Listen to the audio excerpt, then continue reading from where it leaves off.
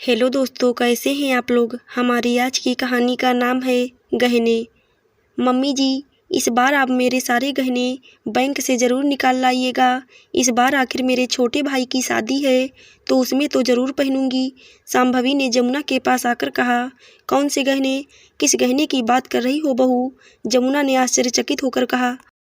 क्या मम्मी जी, मैं अपने उन गहनों की बात कर रही हूँ जो मुझको मायके से मिले थे और आपने भी चढ़ाए थे। शांभवी तो एकदम चौंक कर बोली, बहू हमारे पास तुम्हारे कौन से गहने हैं? हमने तो वो गहने तुम्हें कब के वापस कर दिए थे। मम्मी जी, अब इतना बड़ा धोखा तो मेरे साथ मत कीजिए। आपने मेरी शादी के बाद मैंने जितनी बार भी आपसे अपने गहने मांगे, हर बार आपने यही कहा कि बहू तुम्हारे गहने मेरे पास सुरक्षित रखे हैं, जब ज़्यादा ज़रूरत होगी तब दे दूंगी। लेकिन आज जब मेरे भाई की शादी है और मुझको पहनने के लिए गहने चाहिए तो आप बिल्कुल साफ झूठ बोल रही हैं। शांभवी का दिल तो बार बार रोने को आ रहा था, क्योंकि उसने अपनी शादी के बाद जितनी बार भी जमुना जी से अपने गहने मांगे, हर बार जमुना ने कोई ना कोई बहाना बना दिया और आज तो बिल्कुल साफ ही झूठ बोल गई। शांभवी, तुम्हारा दिमाग तो सही है ना? तुम मुझको झूठी बना रही हो, मुझको धोखेबाज कह रही हो। मैं तुमको कुछ कहती नहीं, उसी का नाजायज फ़ायदा उठा रही हो। आने दो तुम्हारे ससुर और पति को दुकान से। तुम्हारी शिकायत ना करूं तो मुझसे कहना, जमुना ने एक तरह से बिलबिलाते हुए कहा।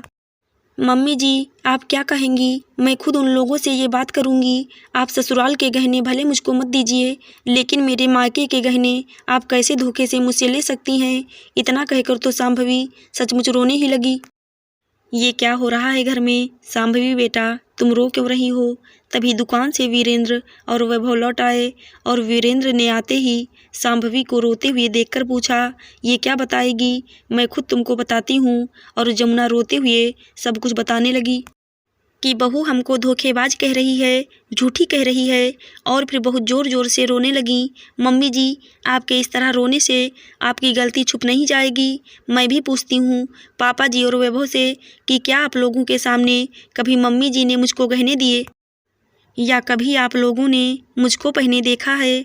अब तो शांभवी भी रोने लगी। शांभवी, तुम चुप हो जाओ, मुझको पहले जमुना से बात करने दो।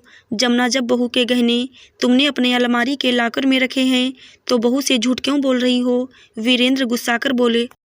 ये क्या कह रही हो तुम? कौन से लाकर में रखे हैं मेरे पास? जमुना एकदम घबराकर बोली। जमुना, इतना झूठ मत बोलो। अभी एक दुकान की गिरवी नहीं मिल रही थी तो मैंने उसको ढूंढने के लिए तुम्हारा लॉकर खोल दिया तो सामने ही लाल पोटली में बहू के गहने दिखाई पड़ गए।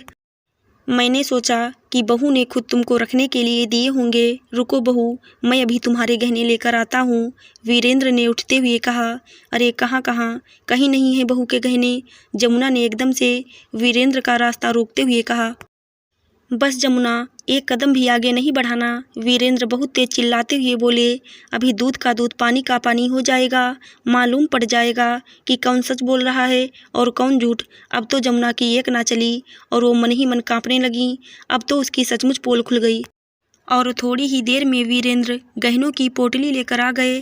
शांभवी की बाछें खिल गईं और जमुना डर के मारे थरथर कांपने लगी। वीरेंद्र ने पोटली खोलकर शांभवी से पूछा, बहू तुम्हारे गहने यही हैं ना? हाँ पापा जी। और शांभवी ने झट से अपने गहने उठा लिए। अब तो जमुना को काटो तो खून नहीं। उसे तो सपने में भी ये उम्मीद नहीं थी कि उसका लाकर वीरेंद्र कभी भी खोल सकते हैं।